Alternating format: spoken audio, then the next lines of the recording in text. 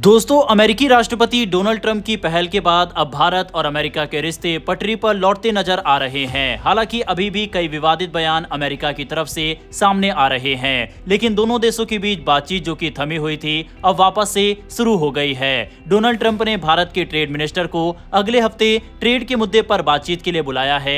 वहीं अमेरिका से एक डेलीगेशन भारत भेजा गया है एक बड़ी डिफेंस डील को साइन करने के लिए और भारत को मनाने के लिए। इसके अलावा अगस्त के महीने में इंजन की सप्लाई रोकने के बाद अब वापस से अमेरिका ने सप्लाई शुरू कर दी है। इसके अलावा यूरोपीय यूनियन ने अमेरिका की उस डिमांड को रिजेक्ट कर दिया है जिसके तहत डोनाल्ड ट्रंप ने भारत और चीन जैसे देशों के ऊपर 100% टैरिफ लगाने की डिमांड की थी। और अब यूरोपीय यूनियन से झटका खाने के बाद अब G7 देशों से डोनाल्ड ट्रंप यही डिमांड कर रहे हैं। डिफेंस और वर्ल्ड अफेयर से जुड़ी इन सभी खबरों के बारे में इस वीडियो में डिटेल में बात करेंगे, इसीलिए वीडियो को अंत तक जरूर देखिएगा। तो चलिए शुरू करते हैं इस वीडियो को। दरअसल पिछले महीने जो अमेरिका भारत को ये कह रहा था कि भारत सॉरी बोलकर हमसे ट्रेड डील साइन करने आएगा, इसके अलावा खुद डोनाल्ड ट्रंप की तरफ से भारत की इकोनॉमी को डेड इकोनॉमी तक करार दे दिया गया था। वही अमेरिका और उसी अमेरिका के राष्ट्रपति डोनाल्ड ट्रंप के द्वारा अब भारत के ट्रेड मिनिस्टर को अमेरिका बुलाया गया है और अमेरिका का ये अब तक का सबसे बड़ा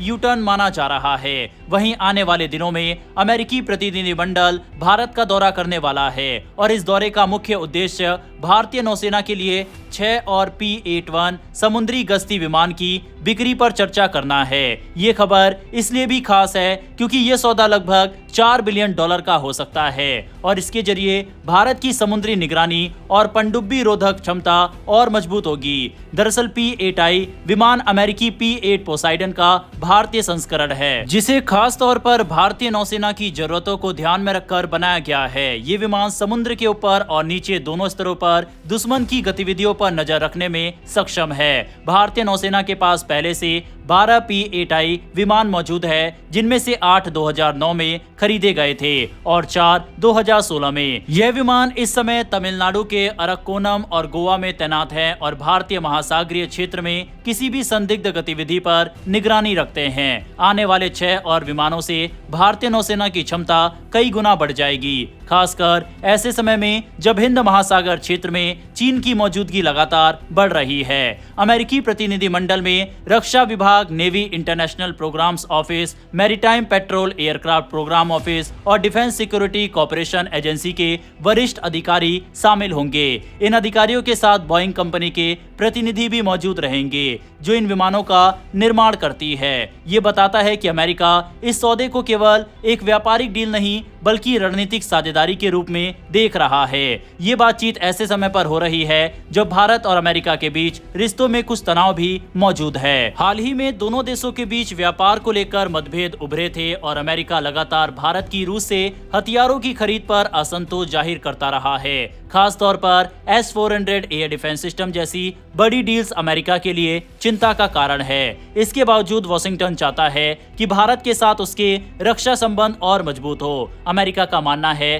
कि अगर भारत अमेरिकी हथियारों और तकनीक का ज्यादा इस्तेमाल करेगा तो दोनों सेनाओं के बीच इंटरऑपरेबिलिटी यानी एक साथ काम करने की क्षमता और बढ़ेगी। इसी बीच HAL को अमेरिका की जनरल इलेक्ट्रिक कंपनी से तीसरा GE F404 IN-20 इंजन मिल चुका है। ये इंजन भारत के स्वदेशी लड़ाकू विमान कार्यक्रम तेजस मार्क 1A के लिए बेहद अहम है। पहले इंजन की सप्लाई में देरी की वजह से HAL को उत्पादन में दिक्कतों का सामना करना पड़ रहा था, लेकिन अब स्थिति बेहतर हो रही है। उम्मीद है कि सितंबर 2025 के अंत तक एक और इंजन आ जाएगा और इस साल के अंत तक कुल 6 और इंजन HAL को मिल जाएंगे।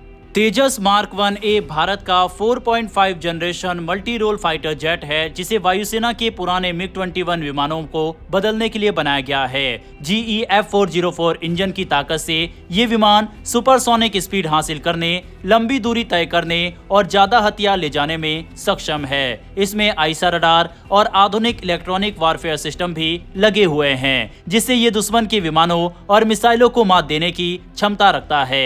भारतीय वायुसेना पहले ही 83 तेजस मार्क 1A का ऑर्डर दे चुकी है और अगस्त 2024 में 97 और विमानों का ऑर्डर जोड़ा गया है, यानी कुल 180 तेजस बनाए जाएंगे। HAL ने वादा किया है कि मार्च 2026 तक वायुसेना को 10 विमान सौंप दिए जाएंगे और पहला स्क्वाड्रन 2026 के मध्य तक ऑपरेशनल हो जाएगा।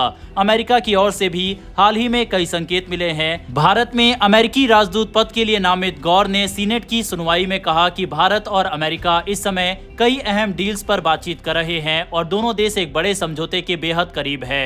उन्होंने ये भी बताया कि भारत का प्रतिनिधिमंडल जल्द वाशिंगटन का दौरा करेगा और संभव है कि वहां किसी बड़े सौदे की घोषणा हो। गौर ने क्वाड यानी भारत, अमेरिका, जापान और ऑस्ट्रेलिया के समूह को भी बेहद अहम बताया और संकेत दिया कि राष्ट्रपति ट्रंप इस साल भारत आने पर विचार कर रहे हैं, जहां अगला क्वाड शिखर सम्मेलन आयोजित होना है। गौर ने भारत चीन रिश्तों पर भी टिप्पणी की और कहा कि अमेरिका और भारत के बीच रिश्ते चीन की तुलना में कहीं ज्यादा गर्मजोशी भरे हैं। चीन की विस्तारवादी नीति न केवल भारत बल्कि पूरे एशिया के लिए चुनौती है और इसी वजह से भारत अमेरिका का सहयोग बहुत मायने रखता है। उन्होंने ब्रिक्स संगठन का भी जिक्र किया और कहा कि चीन और रूस जहां अमेरिकी डॉलर से दूर जाने की कोशिश कर रहे हैं, वहीं भारत अक्सर एक संतुलित भूमिका निभाता है और कई मौके पर अमेरिका के लिए स्टॉप गैप की तरह काम करता है। कुल मिलाकर देखा जाए तो भारत और अमेरिका के बीच मौजूदा हालात थोड़े पेचीदा जरूर है, लेकिन रक्षा क्षेत्र में सहयोग लगातार गहराता जा रहा है। एक तरफ नौसेना के लिए 6 नए P-8I विमानों की डील दोनों देशों के रिश्तों को नई दिशा देगी, वहीं दूसरी तरफ स्वदेशी तेजस कार्यक्रम में अमेरिकी इंजन सप्लाई भारत की आत्मनिर्भरता को मजबूती प्रदान करेगी। साथ ही क्वाड जैसे मंचों पर बढ़ता सहयोग ये संकेत देता है कि आने वाले समय में भारत और अमेरिका मिलकर एशिया प्रशांत क्षेत्र में शक्ति संतुलन बनाए रखने में अहम भूमिका निभाएंगे।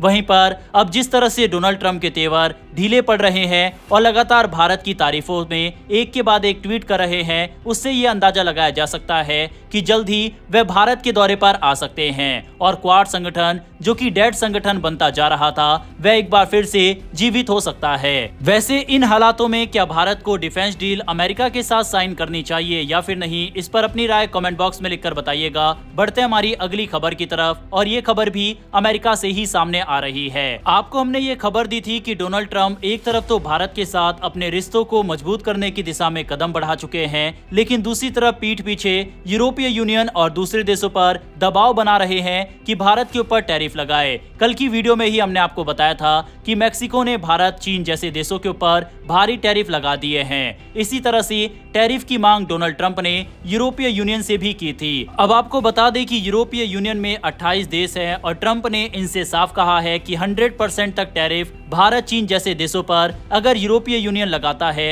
तो रूस यूक्रेन युद्ध तुरंत समाप्त हो जाएगा। लेकिन अब खबर सामने आ रही है कि यूरोपीय यूनियन ने डोनाल्ड ट्रंप की इस डिमांड को रिजेक्ट कर दिया है। वहीं अब जब डोनाल्ड ट्रंप 28 देशों को नहीं मना पाए तो उन्होंने अपना ध्यान G7 कंट्रीज की ओर शिफ्ट कर दिया है। उन्होंने अब G7 देशों से कहा है कि भारत, चीन जैसे देश जो कि रूस से तेल खरीद रहे हैं, उनके ऊपर भारी टैरिफ लगाया जाए। बहरहाल अब ये देखना इंटरेस्टिंग रहेगा कि क्या G7 देश अमेरिका की इस डिमांड को मानता है या फिर नहीं। बहरहाल दोस्तों, इस वीडियो में इतना ही। अगर आपको ये इन्फॉर्मेशन और वीडियो पसंद आई हो तो वीडियो को लाइक करके हमारी आने वाली डेली डिफेंस और वर्ल्ड अफेयर से जुड़ी ऐसी वीडियो के लिए नीचे दिए गए सब्सक्राइब बटन को प्रेस कर बेल आइकन को जरूर दबा ले। फिर मिलेंगे ऐसी एक नई वीडियो के साथ। धन्यवाद। जय हिंद, जय भारत।